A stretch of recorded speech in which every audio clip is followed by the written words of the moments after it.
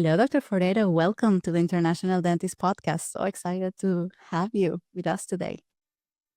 Oh, hello, Dr. La Greca. For me, it has been a pleasure, and I'm really honored to be invited to participate in like I said, a project that I know it has been, like a light on a maybe dark tunnel of people that they are searching to start a new, life story and a new path in a new country. That's so exciting. I really look forward for this conversation and you in your infinite wisdom. For those that don't know you, they will get to know you after this conversation. But in your infinite wisdom, before this conversation, we were talking about the messages and the things that you want to leave to the listeners. And I just can't wait for them to walk out from this conversation with a positive mind and a sensation that every effort they do, for small or big that it feels, is meaningful and it plays on a big picture. So before we even relieve or reveal what is that message, let's get people to know you a little bit. Tell me a little bit about your story and why did you come to the United States? Okay, I think as an individual, we always think we have this life story that is part of our destiny. I I'm from Bogota, Colombia, the big city, and I was very fortunate that I always, never had to leave home to pursue, my education because Bogota has, one of the biggest universities, dental schools, no one, but maybe three, four. And so after I finished my high school, I start my DDS at the Universidad Javeriana in Bogota. And if I tell you a little bit about the structure, it's 5 years of dental school. Then you have to do 1 year working on a community kind of service setting in order to obtain your DDS degree. So I did that. I finished my community service, and then I opened my private practice and continue working at a children's hospital where I did my year of community service. After a couple of years, I always have been, you know, a person that want to learn and want to learn more and more. I always remember my father, always his wisdom and very inspiring advices. He always said, education is something you obtain and no one can take it away from you. And so he always kind of promote that, obtain more and more education. So I decided to apply to a university in Canada for a master in orthodontics. Why Canada? Because all my life I went to a French school, so I was fluent in French. So I said, "Oh, let's go, maybe Quebec, Montreal. Let's explore something like that." And sure enough, that school advised me to get, fluent in English because I have to review all the literature. So I said, okay, let's think about how I can do that very effective and in a fast way. So I decided to come to States. I'm going to go take an intensive course, in English, and then I can travel to Canada. So I went to States. I land in Florida. I went to University of South Florida, and sure enough, it was really from 8 to 5, only taking English courses, conversation and writing, and while I was there, a friend of mine was doing a program in pediatric dentistry, a non-degree program in pediatric dentistry at the University of Michigan. And she really was convinced it was one of the best program. And she said, come and explore it. And so I decide why not? I'm like, why not? I knew that ortho and pedo at Michigan, they were very solid master programs. So I went there and I started that program and I did 3 months and I enjoyed that a lot. So I extended, I did 6 months. And while I was, doing that course, the director of the pedo department asked me, do you want to, start a master degree in pediatric dentistry? And sure enough, I said yes. So I said yes. It was one of the best decisions I took, not only because it really fulfilled that desire to do, work with children, not only the pediatric aspect, but also we were trained pretty well on delivering some ortho treatment, especially, simple class 1, but it prepared us to do that. But then I have to add, a different component, the personal component, because being in Florida, I met, my husband, right now, my husband, but at that time, we start, to go out, and he's from Turkey. He's from Istanbul, Turkey. So he also, moved to Michigan. He did his master.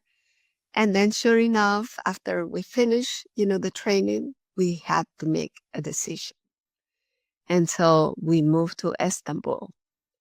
We moved to Istanbul and we had to start all over.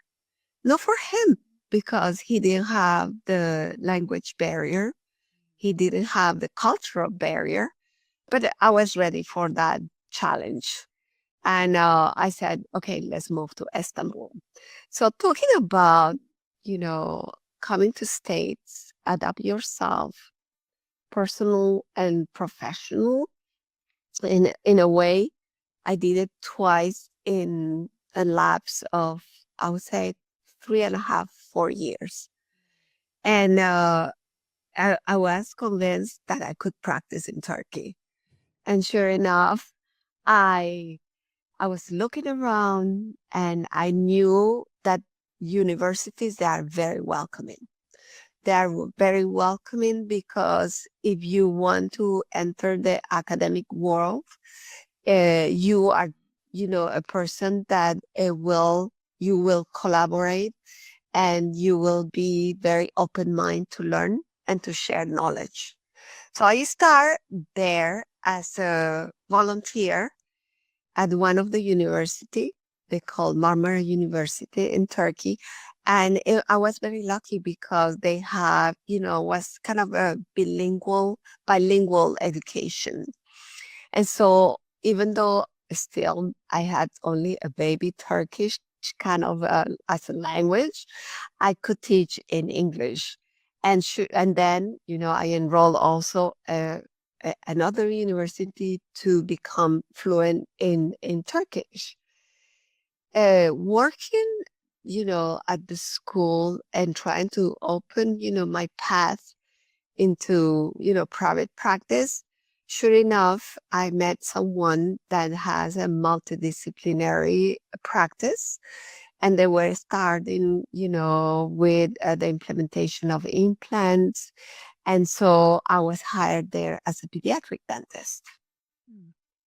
Let me ask, And how is it to practice? Can you get a license as a foreigner dentist in Turkish to practice? yes, it's the same, almost, kind of administrative kind of path you have to take applying. I didn't need to do like an inter-student program like we call here in state IS, but I obtained my license going to, the capital of Turkey in Ankara and applying for it. And then that allowed me to work in private practice. Wow, that's fantastic. And how long did you stay in Turkish? And what was that return back to the US? And Uh, what brought you back here? How long did you stay there? okay, so we spent 6 years. We spent 6 years, and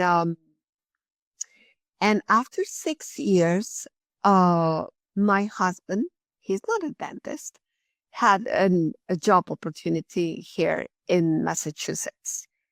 So we thought about it. We, put, everything on the table for discussion. And at that point, we had already our little one, Laura, and she was only a year old. And we said, why not? Why not? It's the perfect timing. And we moved back. We moved back to stay. So it wasn't, I would say, a smooth transition because definitely it's different when you come here as a student, you come back as a family.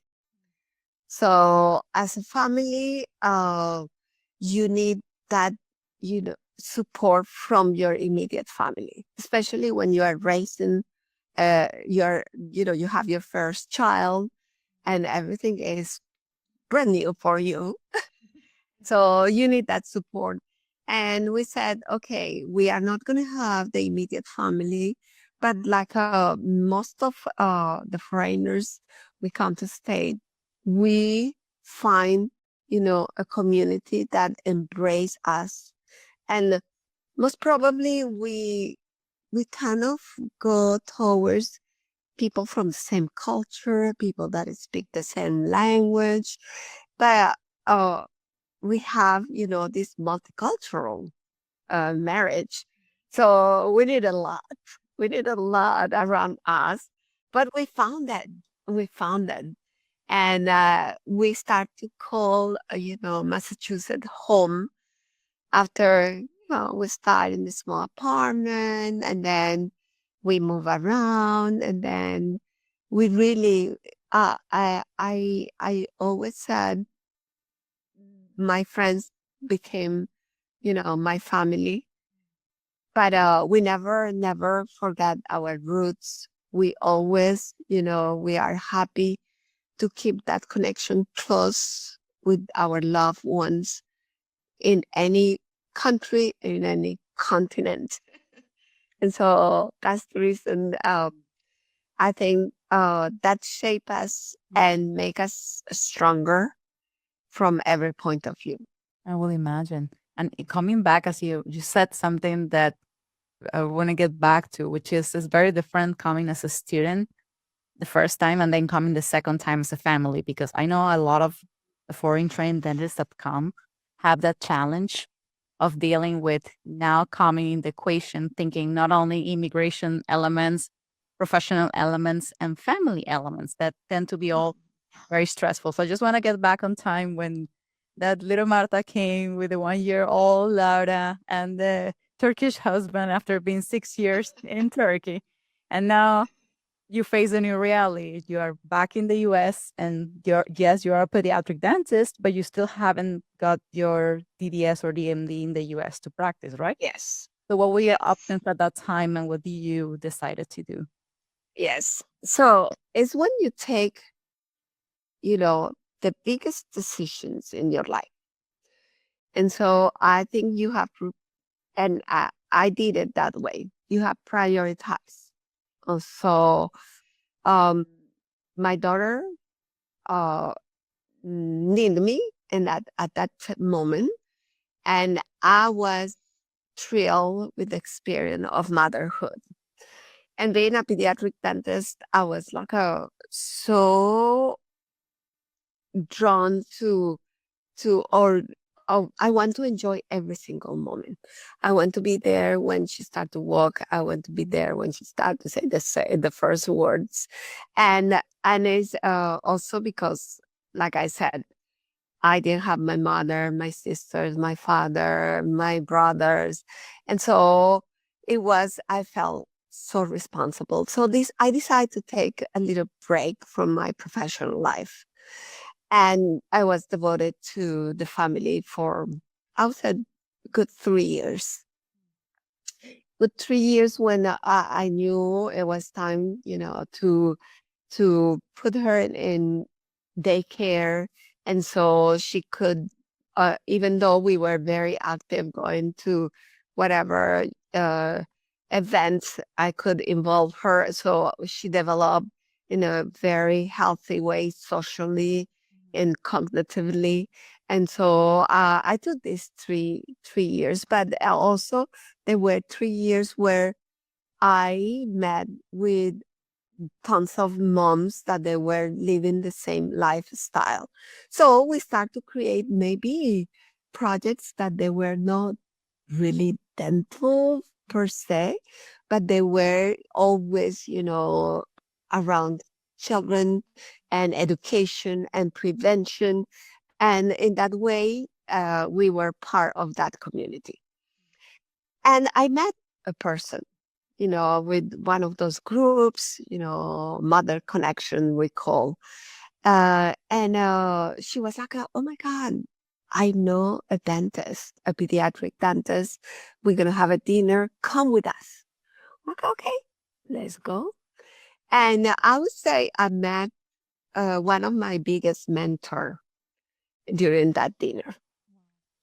And she's a pediatric dentist, and definitely she has a very successful practice, and also is I don't know how many hats she can wear in a very effective way, because she also is part very active in organization, in professional organization. So she teach at Harvard. She was the president of the Massachusetts Hispanic Dental Association. Then she became the president of the National Hispanic Dental Association. Um, she only by chance, she also went to Michigan. And so she got her PIDO in Michigan. And so she's there also, she has a master's degree in public health. And so she's like, okay, you can join me. But of course, at that point, I'm like, uh, how? How? I don't have a license at this point. And our goal was to stay in state only for max 5 years. So I already exhaust 3 years. And I'm like, okay, if we go back to Turkey, I have a license there. If we decide to move to Colombia, I have a license there. So I have to really be smart and think if I will enroll an IS, obtain a license, but we are going to be living. And I knew that financially is something that you have to really consider and see if it's worth it at that point. So, but inside I was like, but I need to be in touch with dentistry. I need to be part of something that let me, educate families, that let me create programs. Because being in Turkey, I figure out and this is when I start to do interprofessional programs. So when I talk about interprofessional, is the way I practice in at the moment, the way I see life. I see life, you cannot work in silence. You have to really collaborate. If you are a dentist, you have, all the potential to be part of interprofessional teams. So for me, when I talk about interprofessional, I'm talking about, being in touch with pediatricians, with nurse practitioners, with occupational therapists, with physical therapists, nutritionists, speech therapists, name it. There is, endless way you can become part of a team. So when she told me, okay, what could be, a way that you could, get a sort of a license and work with me. So we study, okay, you could start as a dental assistant. And why not? This is a way to, again, be part of that. You could be a dental hygienist. And I'm like, oh, this is, is something that is going to take less time. Is going to be very affordable.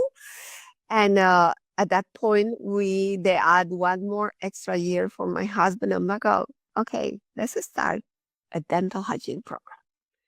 And it's always gonna be something that I was like, it's gonna be so easy. It's gonna be like a breeze because we know supposedly as a dentist we know a lot. But sure enough, dental hygiene, where is right now, because I'm also right now part of the board of that, college. The program is so rich. The program is so intense. You learn perio like you never learn at the dentist school. There is no comparison. The detail, how prepared they become. And so I did that. And sure enough, I joined my mentor. And that was only the beginning of being part of, this public health revolution we did for that practice. How we work in a community where the mainly is, a Latino community. We could really offer so much help, guidance, education from any, I would say from pediatric to geriatric and whatever is in between. All the lifespan we could touch with different programs. That's amazing.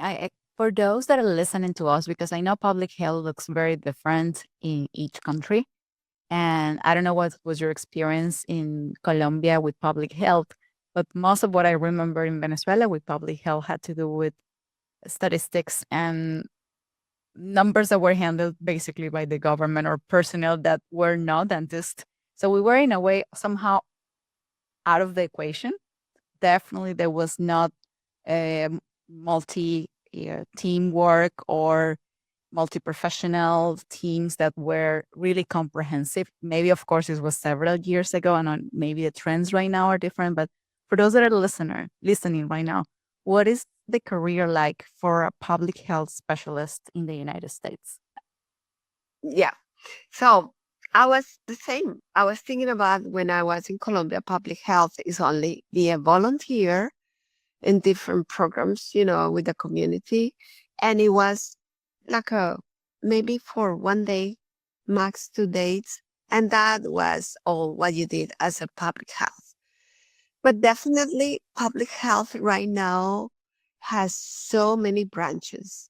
So you could not only do the same, like design programs, implement programs, you know, really find out if they have sustainability, and that it will progress from a program that you implement maybe locally, that could be a national projection, and even a global projection.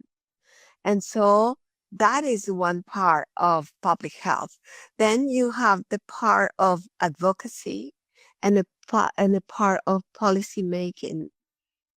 And so that is more governmental, and it's something that some people they really have this passion to advocate, but isn't to be advocated at a more federal level. But like I said, for me, the combination of being able to be part in any step of a program that could take me maybe to a national level, and that give me, the knowledge to be part of that team, always gave me that projection of, okay, this is very successful here. But if I modified it, I could find a team in Colombia, or I could find a team in Turkey, and we can implement it and benefit also those people, all those individuals that they have difficulty accessing care, or they have all these barriers. And it's something that I think the more you explore public health, you talk more and more about the social determinants of health. So, and during the pandemic, you heard a lot about that, because what is happening is, as dentists, we think like okay, the patient, we use this, medical model. We see the patient, we solve the problem, we treat the outcome of, the disease. We treat all the periodontal disease, we treat all, the restorative, and we treat, we really restore. But per se, we are not going up root and find, what is the root of that problem, how we can avoid to arrive to something that is detrimental and that require more intervention, is more financially burden for the patient. And then maybe some patients that don't have insurance, so they never gonna seek care. And that, like we talk about oral health and overall health, an oral condition could be so detrimental for the, overall health. So that the more I learn, the more I know. That we have so many barriers, the cultural, the language, but the barriers we can transform to facilitators and make people's life easier. Absolutely. So I have to add, right now I'm enrolled in a public health master degree. So it's a master in public health with dental emphasis, because definitely that is my passion. Well, I'm sure that those listening can feel the passion because I'm feeling it. But I'm still fascinated by the idea of meeting this person, right? So you went on a dinner, you met this person that somehow turned everything around for you and said, you know what, join me.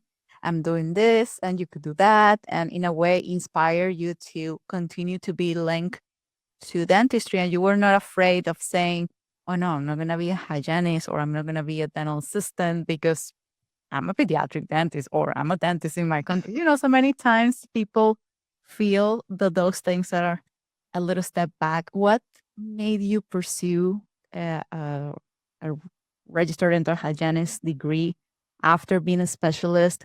And what kind of projects you learned in that process that you felt like maybe that was your calling and took you to where you are right now? So I think, and I believe, things happen for a reason. Because sure enough, when I love to see new patients. I think if you tell me what is your favorite, type of appointment, is the new patient appointment. Because in a way, you are there to meet, an individual that is trusting you with their health, and it's gonna be kind of giving you all this information, and you're gonna be instrumental to make sure that they feel comfortable with the place, feel comfortable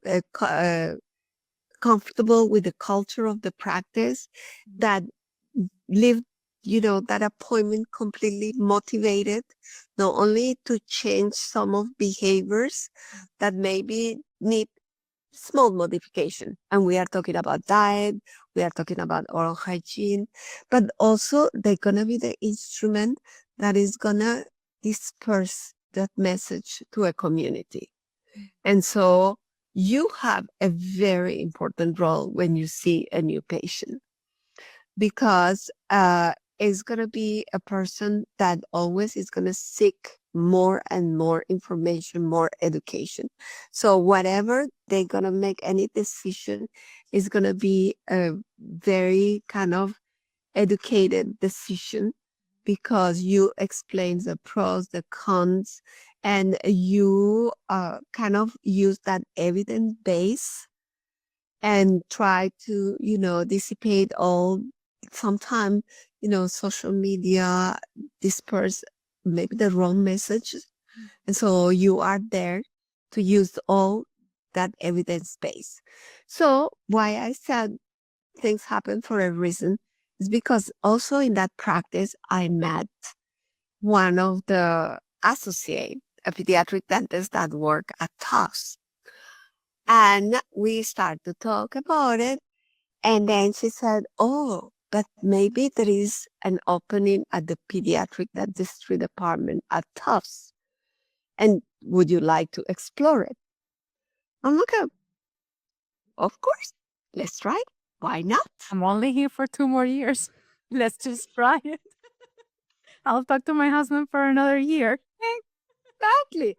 But also his business was dragging him like okay, 1 more year. So already our goal was 5 years. We are in year number 6.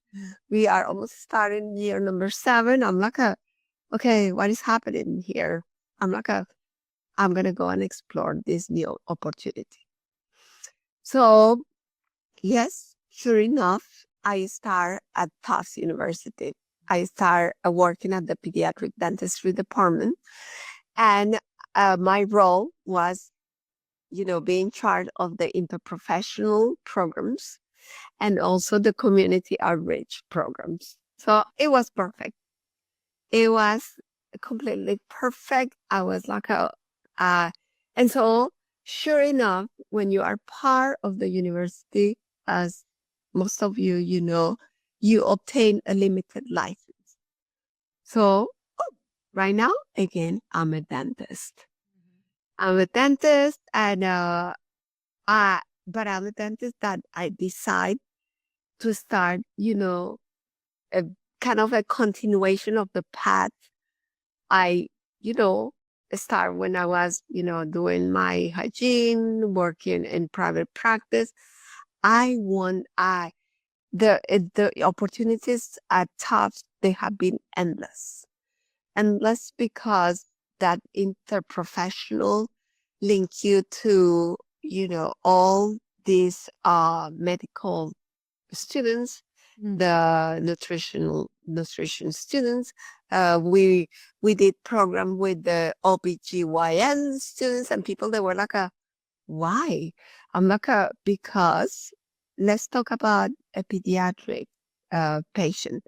We have to think about also the prenatal stages because if you educate the mom, most probably that little one is gonna start to go to the dentist, not at age 4, but maybe at age 1, because that is, being very proactive when you educate patients. So we have been doing a lot of things like that. And then, you have the component of the students. You become a mentor. You were a mentee, when you were at the start of my life, my second time I came to state, I have my mentee that was holding my hand and I was opening those doors. But when you are, at the school, you become a mentor. You keep your mentors, but you become a mentor. Yeah, and the beauty of that, I think, and you're hitting on those points too. A lot of people think about teaching as something that might or might not be for them, versus seeing it from the perspective of that in dentistry, we all need to teach. We teach our patients, we teach our staff, our assistants. You might not necessarily be in contact with students all the time, but there are some skills of an educator that all dentists should hold, especially because we should be those transformational agents with our patients because we had that responsibility to educate a patient, as you said, with that first patient encounter, hopefully for that patient to become a change agent in their own community. And now you have basically a new space to take this dental student that is this, as I picture as a baby dentist, that is going to go out in the world. And what is the beauty of being me along in a clinic, a great dentist, if when I die, you will die with me, versus being able to replicate. And with the dental students, have that opportunity to replicate. Mm-hmm. And that is, I always think, when you leave, you don't take anything. So that's the reason you have to share. That is something extremely important. And the more and that is part of, outside the way I see life at this point. You don't need too much in life to enjoy it. But there are small things like that, like be a mentor, share the knowledge, learn more. Because when you think about it, being a mentor is not only you learning, you learn from them also. And so you have the perfect balance of giving and taking and sharing. And if right now we share something that maybe the audience, they don't know. I took that course in diversity and leadership with the ADA, and I never learned that much about leadership. I was thinking about leaders, they have to have only one dimension. But to be really an authentic leader, the main thing is, in my opinion, you have to lead with your heart.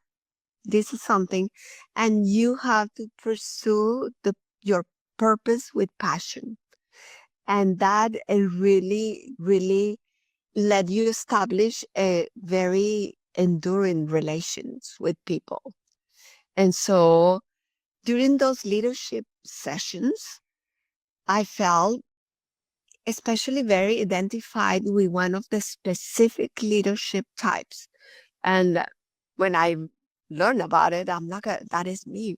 That is what I want to be. Maybe I'm not the perfect inspirational leader, but that is something that the name, even the name, it says so much. And that is what describes the qualities that I implement constantly with my students. Encourage them for innovation and to promote a climate of what I said, the excellence, and also promote being very positive, because we have gone through a lot. But I think if you smile to life, life smile back to you. It does. It really does. Just we need to remember that a little bit more often.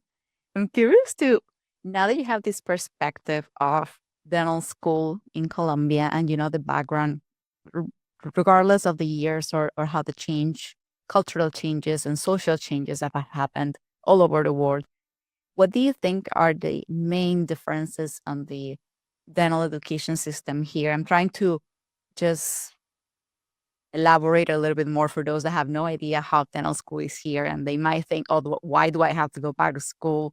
Or they don't see the benefit. Like, what are some of those highlights and things that you feel that you learn teaching? And then also that are pushing you back to school, not pushing you, but making you desire to go back to school now and you are doing your master's in public health. What are those differences in the American education system in your perspective?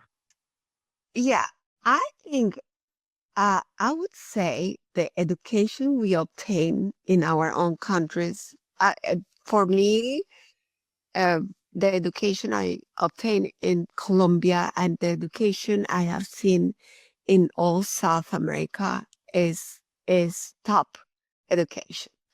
We really work very hard, I would say. The main difference that I recall is that you have to do everything yourself. We weren't sending anything to labs, and we were making our own crowns. We were waxing them.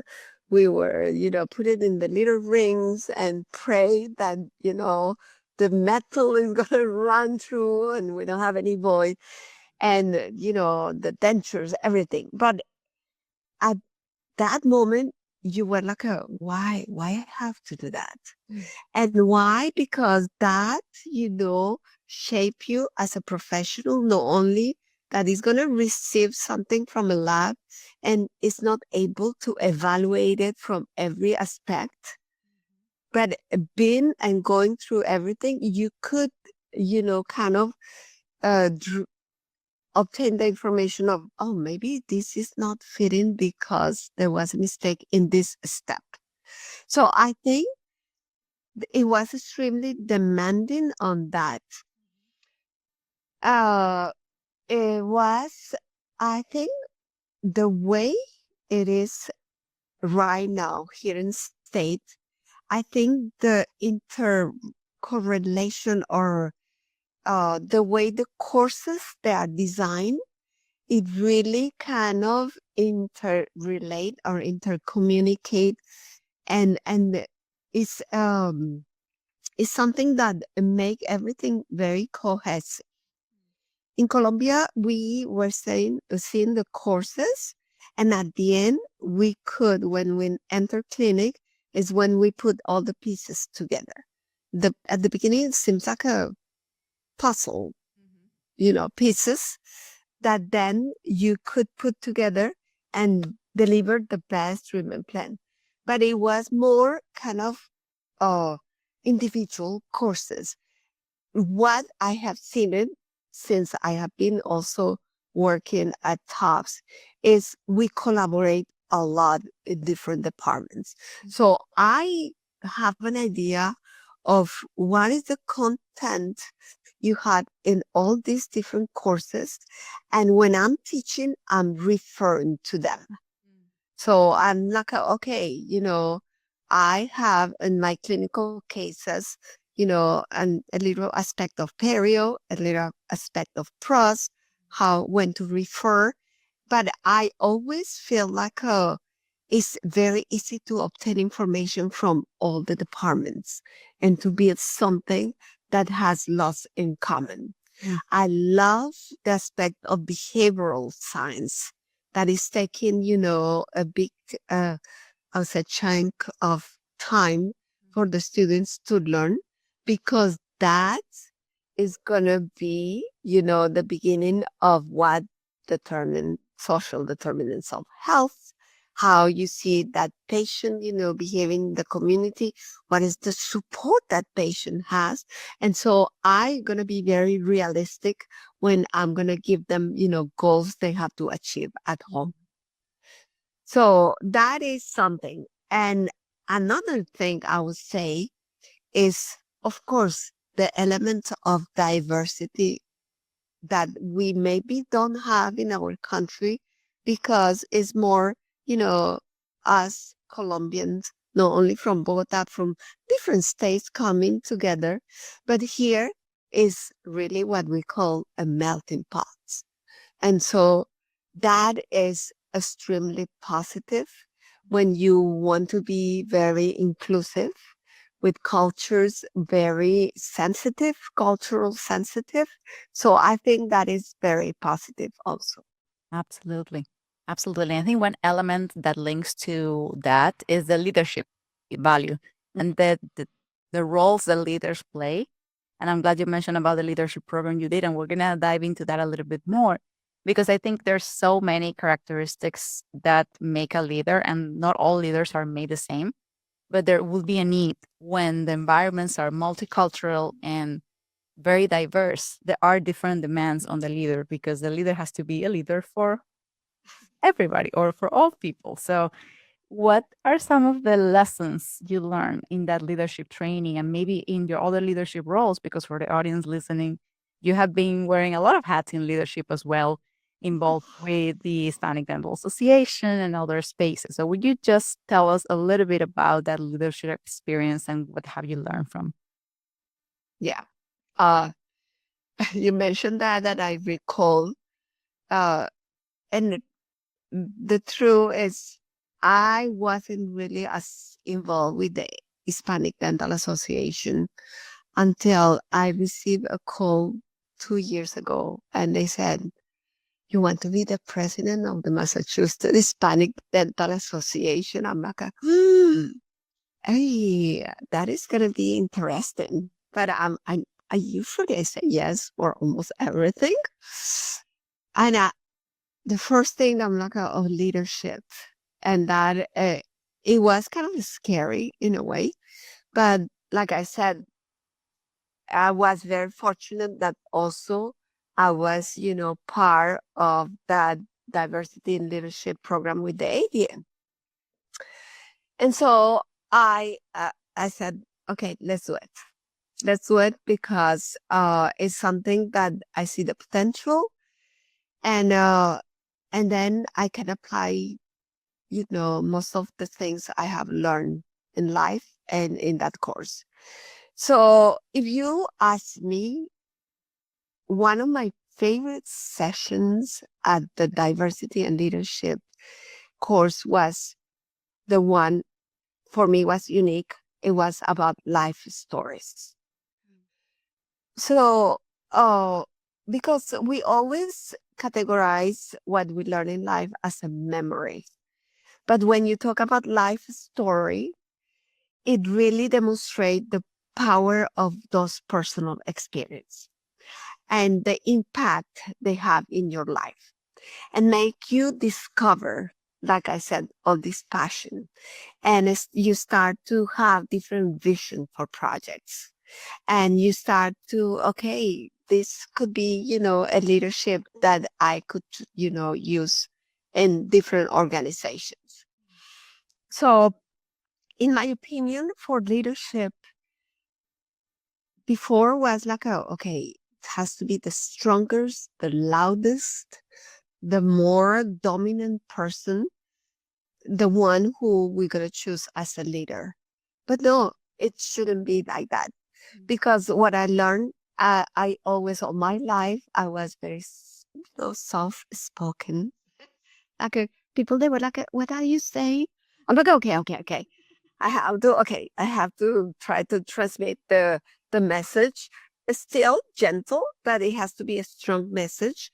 And also, I want to start to learn how, people that they want to join, a common mission can contribute.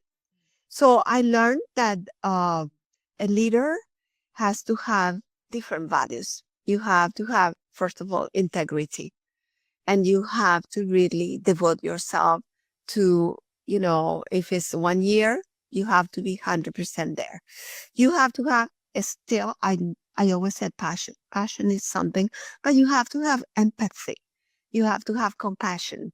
You have to start to read people, because maybe someone that want to be part could be a leader in one of the component of a project or an organization, because they have strengths. Maybe they don't know that. They could have weakness, like we all have weakness, and we work in, daily trying to, improve. But some people, they are great and they don't know it. And that, I think, is part of being a good leader, to kind of promote that, applaud people and let them discover their strengths and work on their Absolutely. witnesses. Yeah.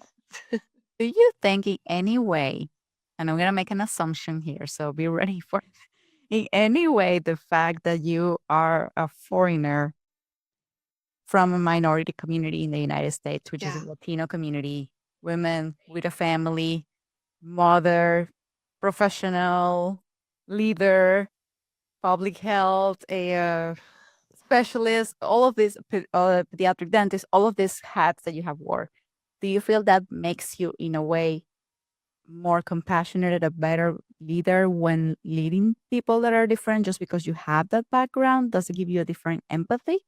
Or is empathy something that you feel everybody could learn? And this might be just very deep, but I'm just thinking how, Yeah. in a way, all of your experiences might shape you to where you are right now. I think it's a combination. It's a combination of, what you have and what you experience growing up. You could come from a family, and I would definitely say I came from a family of givers. My parents, they were like, okay, if you think you need more, let's go and do some, kind of volunteering activities. And we saw, I wouldn't say, tragedy. No, I wouldn't say. We start to be very compassionate, because we saw that some people, they are very fortunate, and some they are not as fortunate. Some people they live in or they born in conditions that it's going to take them a long time and lots of steps to progress from point A to point B because they don't have the support. And we don't talk only about financial, but like I said, a family, a community, um, everything is so overwhelming for them. But the fact that yes, I I spend the majority of my life in Colombia, and I moved to Turkey, and I could feel, you know, and see conflicts that, uh, you know, in the past there were only things I could read in the newspaper, I could see it on the media, but being part of that made me understand that really we have to have an open mind to take unconventional path to, face challenges and to ask for help. And if you could be that helping hand, it's the most rewarding feeling you can have in your life. And so that make you discover some of your abilities that maybe you didn't know you had, or simply they were completely underutilized. Mm-hmm. And so the fact that I always said, oh yeah, every single person said, oh, knowing to language is the best. When you come here, you are like, oh my God, why I didn't learn English? Why it's so difficult? And but the more you have to, get immersed on the language, learning, you are like, oh my God, right now I really know two language, three language, four. And it's not, it make you a better person, but it give you so many tools. And sure enough, and we have seen it when you have this patient that you start the English conversation and it's very quiet, and you said, you want me to switch to Spanish? It's like you open that box that has this, oh my God, thank you, what a relief. And you become a better clinician because you really get the amount, the complexity, and all what is going to contribute for you on your treatment plan, and helping that patient is endless. Yes. And maybe people are not aware of that if they have not been embedded into the dental society here. But there is a lot of needs for Hispanic dentists because there's a lot of Hmm. need in the Hispanic population because of lack of dental care. And many of them don't go to the dentist because of the language barrier. They Yes. don't want to, they don't go to the doctor because they just cannot understand them. They cannot communicate how they feel. Hmm. And they might even develop bigger problems. And you see that, speaking of social determinants, do you see that even getting more and more in depending of the community? But over the years, that's one of the reasons why these people remain isolated from the health system and in a way secluded. So I almost feel it should be our responsibility as foreigners that have a license somewhere to do whatever it takes because we are professionals to do the step necessary to be here for our community, to get our license here for our community. So that way we could be that person. And I completely emphasize with that empathize with that you said about the patient smiling when you speak in Spanish, because that happened to me so much.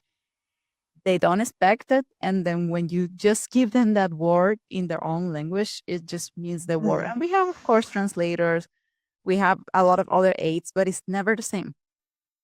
You are Hmm. really making them feel listened to, and that, in a way, that's something that, especially for people that have been in the shadows for a long time, that's sometimes Yes. all they need. Yeah, and I would say sometimes we concentrate a lot on the language, but when you think about it, as Latinos, we use body language.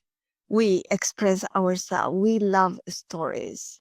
And so you need to to be able to relate, because if you stop that initiation with the story, maybe it's not going to progress to disclosure of the big picture of, all the health issues they are having. And one thing, like I said, I love new patients because sure enough, and we go back with empathy and compassion. Sometimes you have recent immigrants that their choice wasn't, oh, I want to go to study in States. There are, certain things that push them out of their country and live, their familiar environment. And they come here and they don't know the system, and sometimes it's easy, like obtaining an insurance that they qualify for, but nobody could guide them because they don't know where to search for those sources of information.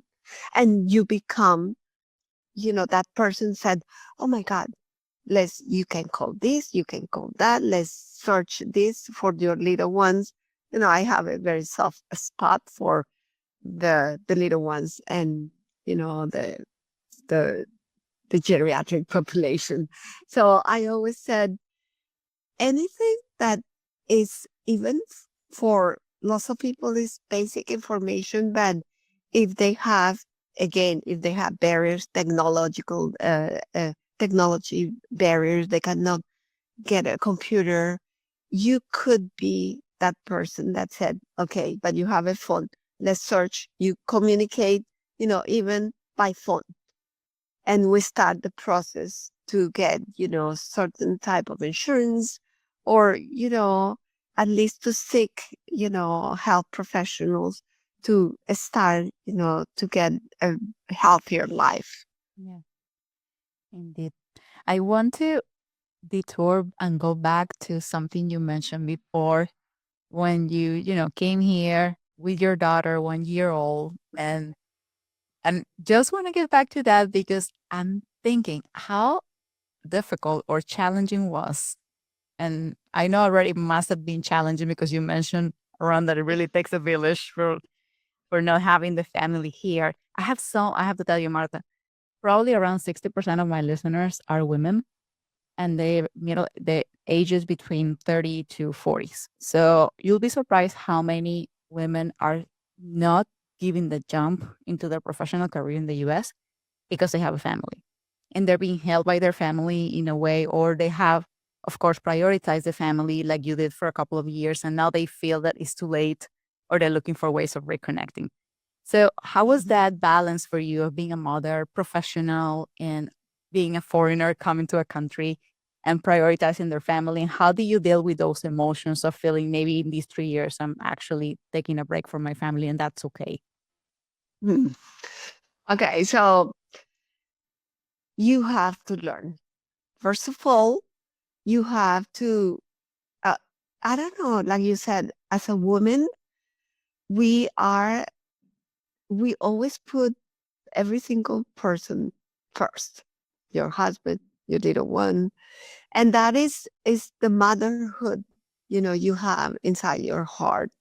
And you saw with your mother, you saw with your grandmother. And so it comes natural, but also it comes accompanied with a huge feeling of feeling guilty. And that is something you have to really fight. And you have to really kind of balance in a way that allows you to set goals and learn, like, oh, okay, I used to be, when I was a student, I would take my decisions, and okay, that was the center of what I decide as the next path. But right now you have your family, you are a mother, you are a wife, you want to go back to. So I think what I always, uh, and I advise to people to do, is never fight alone. the feelings of feeling guilty and the feelings of when I'm going to be able to, go back. Because I think this is what you are doing with this podcast is enable people to have, hopes and to have a different way to see life. And I tell you, I wish when I came, I could listen to Gabriela La Greca telling me it's okay. There are those paths and you will find it. And maybe I was fortunate because I was in a big city and I have all this opportunity to link with different universities. But what I did is, okay, I'm going to start to create a team. So sure enough, why I need a team? Because what about if I go to my courses and someone has to pick up my little one and I'm running late. And so I said, I need something that is going to surround me very close by to my household.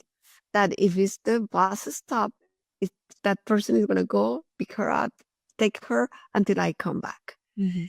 And on the older they get, is easier because sure enough, they enroll the schools. And so it requires tons of time management. That is essential. So one thing that I didn't do that I should do, and I think if I go back of Martha with little Laura, is right now it's so easy to keep yourself updated. So you take the break. Maybe I cannot, start an IS, any program, but I can keep myself updated. Or one thing you can do, see courses. See courses that it could be, anything that maybe you are right now more, prone to, maybe I can change my mind. I was so into, like I said, ortho, but I also like pedo. So do that. Other thing is or organization like the ADA, like HDA. Please, you know, get involved. It's a phone call. It's an email. I'm new. What is the category? Maybe membership at one point at the beginning is something you cannot afford, but always keep in mind, what about if I am volunteer? I learned life. If you want to be a volunteer, people, they're going to embrace that. They love volunteers. So volunteer in a school, volunteer in a dental school, volunteer with an organization. Like I am part of and all these are volunteer position. I'm part of this board with the Head Start. That is an organization that is more, for children and the education of children of, low income. I'm part of the board of the YWCA. Um, uh, I love what we call the pipeline, the dental pipeline from board of, a program that is for dental assistants. And I'm part of a board that it has a three-party and it's dental assistant, dental hygienist, and dental technicians. So explore these volunteer opportunities. I think those are great advices. And probably something that is another cultural element is that in many countries, there is not so much value on volunteer like here. I think volunteering is such a big part of the American culture. They are really Yes. givers. They give, they donate, they give their time, they give their, because giving Yeah. time here is money, but they give time, they give money, they give resources. They really have this big culture around volunteering and giving. So it's something that as soon as we get here, for those that are listening that haven't had an opportunity to do so, always look for those opportunities. That's a great advice, Martha, because Yes. that's definitely going to start Yes. building connections for sure. And then Yes. from the connections comes the networking, and from there, the opportunities. Look at the opportunities Yes. that you had. They were all came after they started because of a dinner. And the dinner Dinner. happened because you met that mother in your circle. So They're not Mm-hmm. gonna come and knock Yes. your door. Hi, Gabby, let's just No. take you to an advanced standing program, or let me just give you this opportunity. You definitely won't. Yes. And I tell you, it's amazing how people they are eager to maintain their roots because this is what shape you in life. And when you do that, it's I have another story. At the beginning I used to go to the supermarket and I think I have this phase of I need a friend because you are so lonely and you're like, okay. And so I'm in the supermarket and of course I'm speaking Spanish to Laura and somebody came, you speak Spanish? I'm like, yes, I speak Spanish. Oh my God, I'm so and so. And we have this group. And if you want to join, I'm like, oh my God, I felt like this is a gift. And sure enough, it was, it's a group of Mexican women that they were in the same boat. So most of my friends at this point, they are Mexican. And everything started with that opportunity of that I think we go around kind of projecting, oh, that was me, 5 years ago, 10 years ago.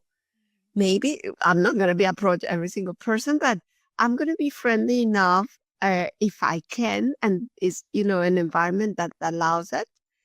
And, and if I could be of any guidance, it will be great.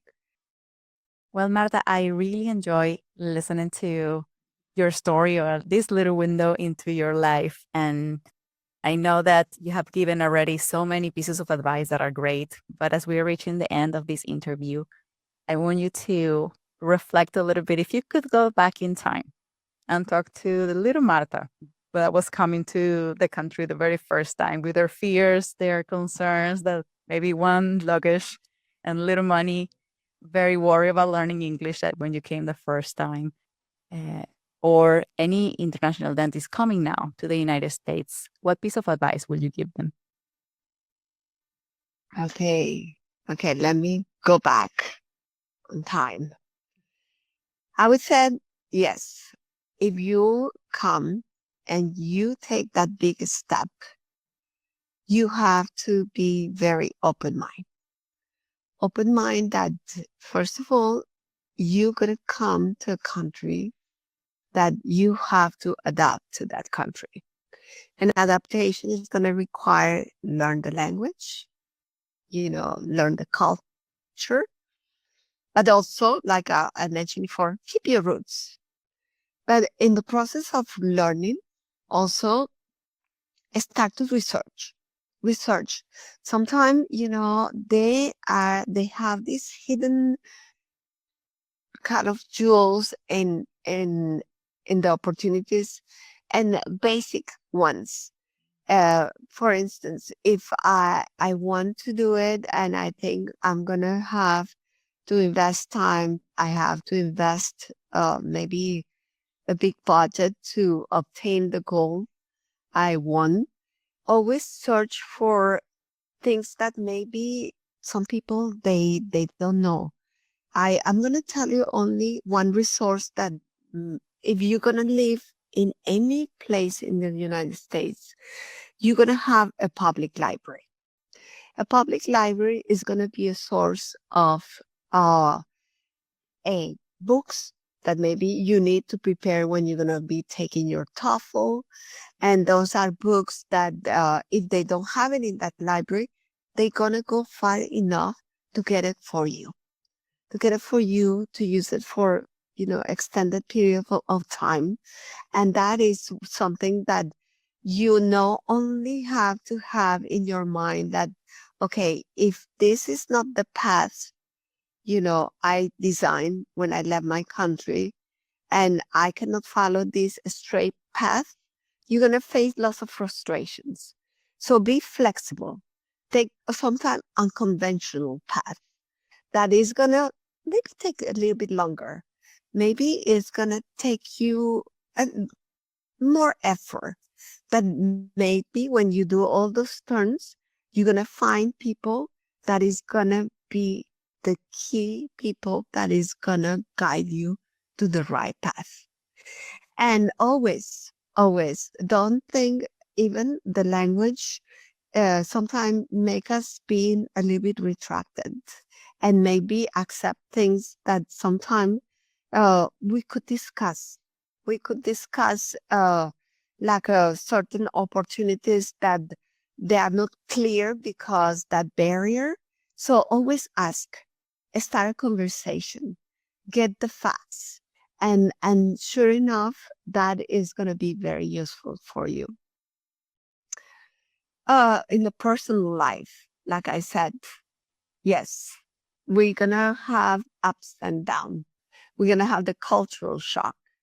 But it's amazing when you become a multicultural person.